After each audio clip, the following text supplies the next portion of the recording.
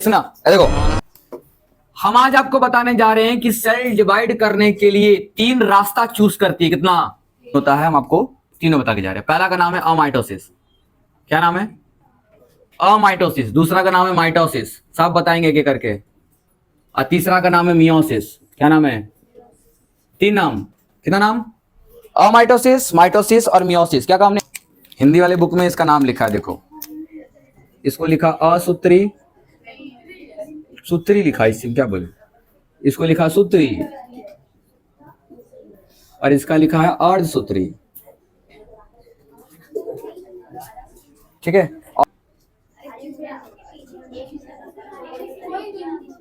असमसूत्रन, समसूत्रन और अर्धसूत्रन।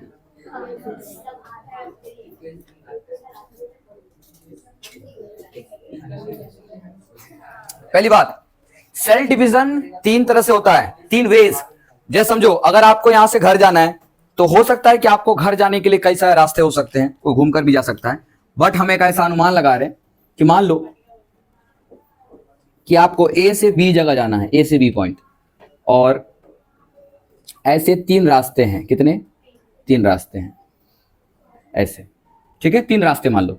उसी तरीके से यहां भी तीन रास्ते हैं। सेल डिवीजन को तीन तरीके से किया जा सकता है, बट हर लोग हर रास्ते को हाथ नहीं लगाते हैं। यानी हर सेल डिवीजन एक ही तरीके से ही जरूरी नहीं है। हम आपको समझा रहे हैं। जितने भी सोमैटिक सेल्स है ना, क्या जितने भी सोमैटिक सेल्स है, यानी आपके बॉडी का हर वो हिस्सा जो आपके बॉडी के पूरे मुखमंडल से लेकर के आपके ऑर्गन्स तक बनाते हैं, वो सब सोमैटिक सेल से बना हुआ है। हर सोमैटिक सेल्स में माइटोसिस होता है। क्या होता है? यानी माइटोसिस का सेल डिवीजन होता है। लेकिन हर जर्म सेल में, हर जर्म सेल्स में मियोसिस होगा हमेशा। क्या होगा?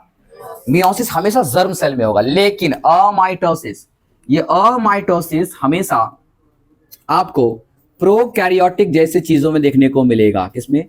प्रोकैरियोटिक सेल्स में मिलेगा। ये सब यूकैरियोटिक मिलता है, लेकिन ये सब प्रोकैरियोटिक मिलेगा आपको। कैसे मिलेगा?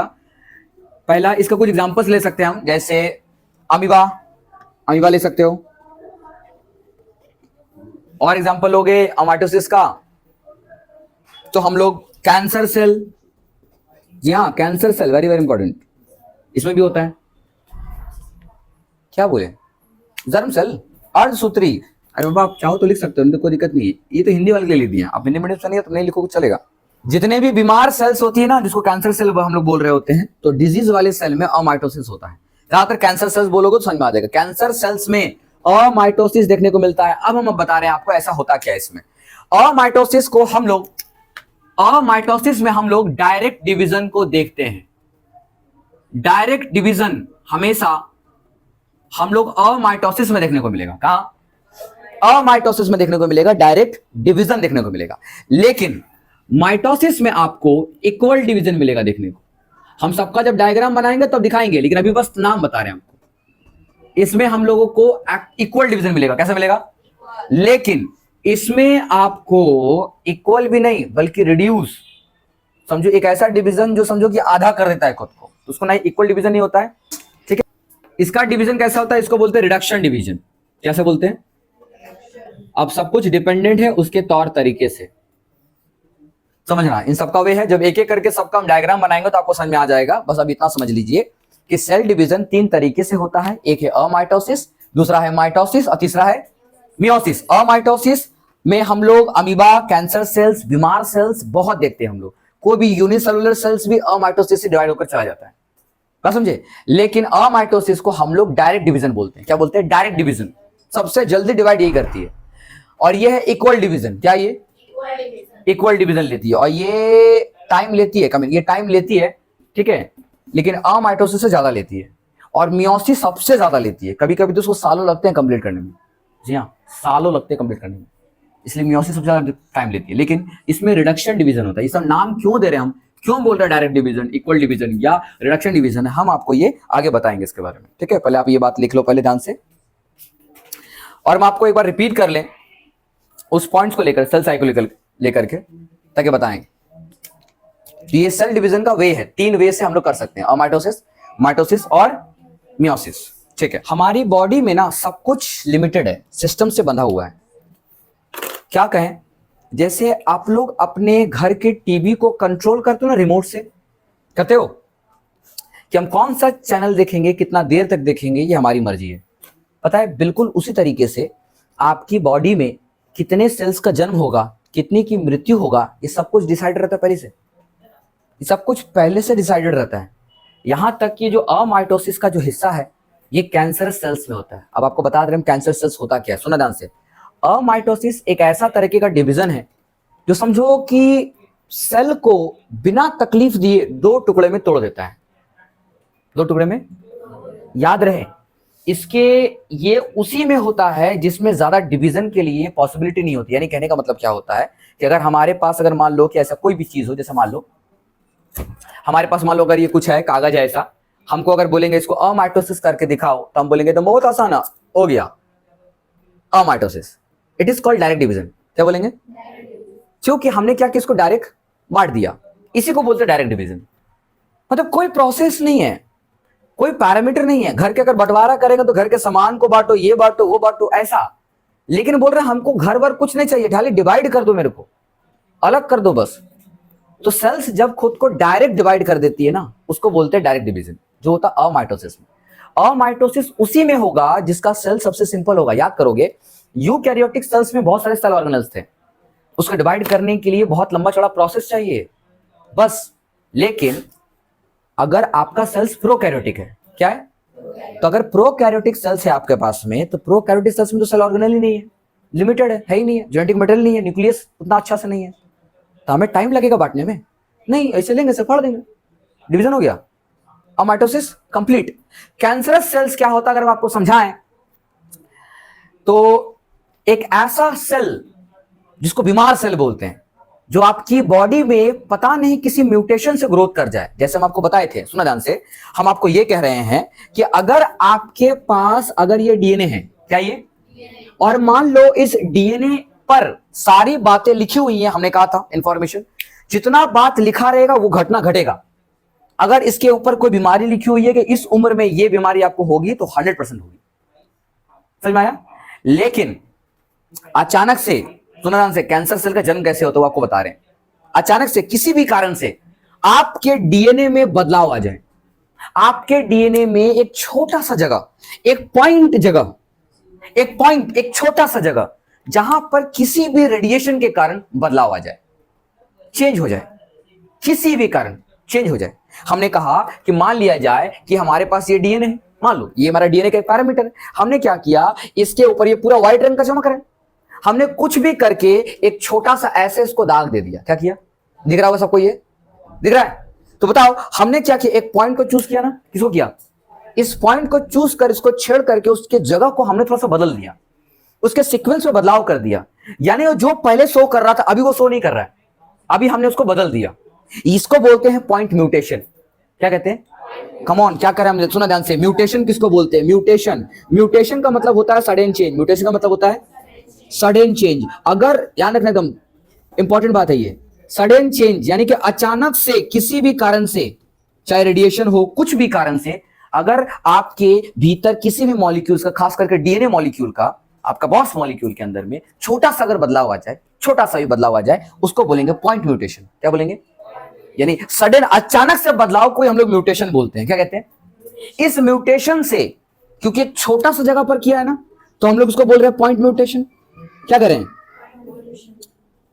आपको पता नहीं है, ये बहुत घातक है, लेकिन डीएनए पे एक हल्का सा खरोच भी लग जाए ना, तो उसको म्यूटेशन बोल देंगे कि डीएनए में म्यूटेशन हो गया। अब इस म्यूटेशन का जो रिजल्ट होगा वो बहुत भारी होगा। इस खरोच या इस डॉट लगाने से भी डीएनए का सीक्वेंस बदल गया, डीएनए में इंफॉर्मेशन बदल गया। अब जिस तरीके से बॉडी तैयार था, बॉडी अब डिसबैलेंस हो जाएगी। तो अब क्या करेगी, इस इंफॉर्मेशन से, इस गलत इंफॉर्मेशन से आपकी बॉडी में एक नया तरह का सेल्स का जन्म होगा, जिसको हम लोग बोलेंगे ट्यूमर सेल। क्या बोलेंगे? बोलना नहीं ध्यान से, इसको बोलेंगे ट्यूमर सेल। क्या कहेंगे? हाल ट्यूमर सेल ही आगे चल करके कैंसर सेल में बदलता है। जिसमें, तो अगर आपको कैंसर सेल्स अगर ढूंढना है तो सबसे पहले ढूंढिएगा ट्यूमर सेल। ट्यूमर सेल किसको बोलते हैं वो भी समझा रहे हैं मैं आपको। ट्यूमर सेल को हम लोग बोलते हैं अनकंट्रोल्ड सेल। मतलब जिसका सेल डिवीजन, देखो हमारे ह्यूमन बॉडी में कल आपको बता कर गए थे, हम आपको नहीं बता तो हम आपको बता दे रहे हैं, आपके ह्यूमन सेल्स एक सेल को दो सेल बदलने के लिए, आपके ह्यूमन सेल्स एक सेल को दो सेल बदलने के लिए 24 घंटे का टाइम लगता है। कितना? उसमें से अगर हम बोल रहे हैं कि आपका 24 घंटा 24 आवर में आपका एक सेल अलग होकर के दो सेल में बदल रहा है, तो ये 24 घंटे में से ना 23 घंटा तो इसको तैयारी करने में लगा है। क्या करने में लगा है? तैयारी करने में लगा है। और इसी तैयारी को हम लोग इंटरफेस बोले थे। क्या बोले थे? इंटरफेस कहा था हमने। और मात्र डिवाइड होने में 1 घंटा लगा है। डिवाइड होने में ओनली 1 घंटा, तैयारी करने में 23 घंटा।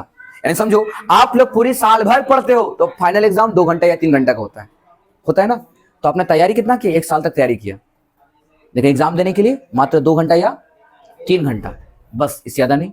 कोई टेस्ट दोगे तो आधा घंटा 1 घंटा, ये भी होता है ना। लेकिन अगर फाइनल एग्जाम दोगे तो पूरा किताब उठा के देगा आपको, साल भर का तैयारी करने के लिए आपको समय मिला। सबसे तो समय कहां खाता? तैयारी करने में। इसीलिए जब भी सेल डिवाइड करती है ना तो सबसे ज्यादा टाइम खाती है खुद को तैयार करने में, खुद को तैयार करने में समय खाता है। बस समझे, ये भी खेल होता है। लेकिन हम ऐसा बोल रहे हैं आपको कि एक ऐसा ट्यूमर सेल जो अनकंट्रोल्ड हो गया है, कंट्रोल ही नहीं है इसके पास। किस तरह के कंट्रोल खो दिया है? वो खो दिया है कंट्रोल अपने आप को रेगुलेट करने का, अपने आप को तैयार करने का, ये कंट्रोल खो दिया है। यानी एक ऐसा इंसान जो पागल हो चुका है। कैसा पागल? वो एग्जाम का तैयारी बिल्कुल नहीं कर रहा है, लेकिन एग्जाम में घुस घुस के, जितना एग्जाम में, हर स्कूल के एग्जाम में घुस घुस कर बैठ के एग्जाम दे रहा है। आए ना उसको फर्क नहीं पड़ता, एग्जाम देकर आ रहा है बस वो।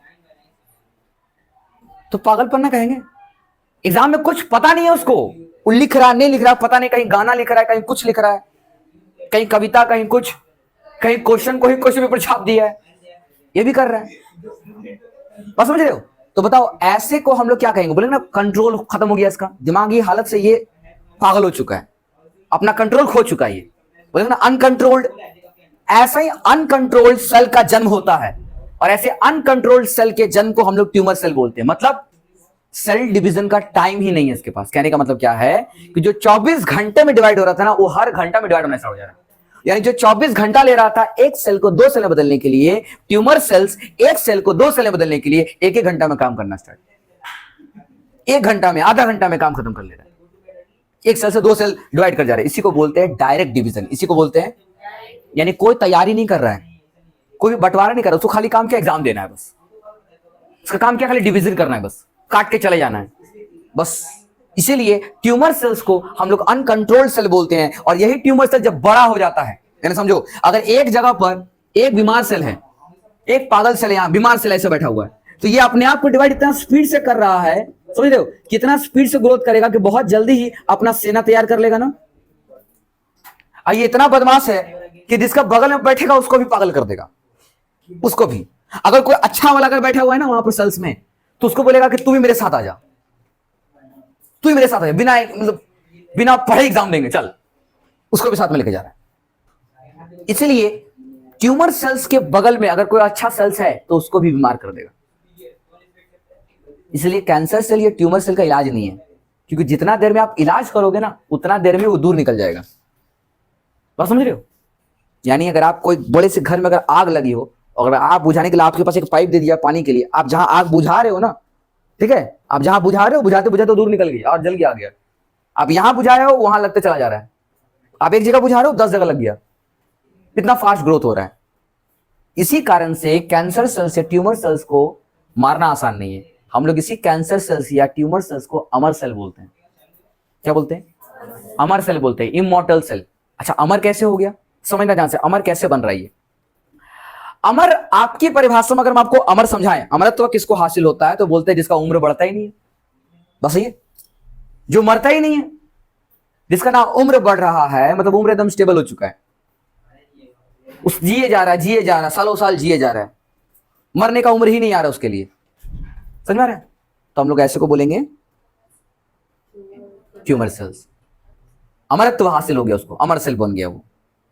बस समझ रहे? जैसे एक सेल, सुनो ध्यान से, एक सेल ये खुद को डिवाइड करके 2 सेल बदल रही है ना, तो बताओ ये सेल मरी नहीं, गायब हो गई। कुछ इधर चली गई, कुछ यहां चली गई। मरने के लिए टाइम चाहिए ना, टाइम दे ही नहीं रही है। जैसे टाइम लेगा और टाइम लेकर फिर से डिवाइड मार दी वो, फिर से डिवाइड मार दी वो, तो क्या मर रही है वो? अमर सेल की तरफ फील हो जाती है। कैंसर सेल्स मरता ही नहीं है, मरने से पहले खुद को डिवाइड कर देगी। इसलिए कैंसर सेल्स का इलाज करने के लिए बहुत ध्यान से करना पड़ता है। कैंसर सेल्स को मारा जा सकता है, लेकिन लिमिटेड क्वांटिटी में है तब। बहुत ज्यादा क्वांटिटी में मारना पॉसिबल नहीं है, तो इसको काट के निकालना पड़ता है। मतलब अगर यहां तक फैला हुआ है तो इसका पूरा इतना हिस्सा काटना पड़ता है। इसके आसपास आजू बाजू पता नहीं कहां तक ये अपना रेड सेल फैला के रखा होगा, तो सबको काटना पड़ता है। समझे? तो अपना ये कंट्रोल ही खोल देता है। इसलिए हर तरह के कैंसर सेल्स में, छोटे छोटे बैक्टीरियाज में भी वहां क्या होता है, डायरेक्ट डिवीजन होता है, अमाइटोसिस करके निकल जाता है। इस प्रोसेस से कैंसर सेल्स या ट्यूमर सेल्स ग्रो कर जाता है। तो ट्यूमर सेल ही बड़ा होकर गांठ बन करके कैंसर सेल में बदलता है।